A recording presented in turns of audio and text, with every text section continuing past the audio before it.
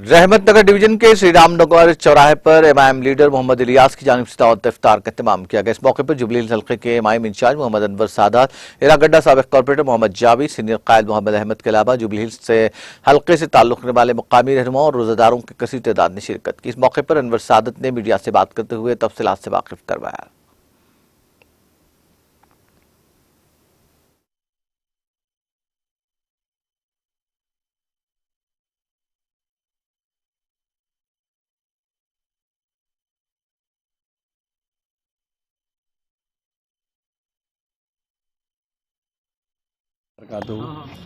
आज model city school की जानिब से मोहम्मद इलियास साहब और उनके पूरे भाई और तकी साहब और हमारे मजलिस इत्तेहादुल मुस्लिमीन के इरागड्डा कॉर्पोरेटर शरीफ साहब और हम पूरे मजलिस के लोग और यहाँ के अवाम श्री राम नगर चौरस्ते पर आपका स्कूल है, यहाँ पे इफ्तार का अल्हम्दुलिल्लाह वो करा गया है यहाँ पे प्रोग्राम।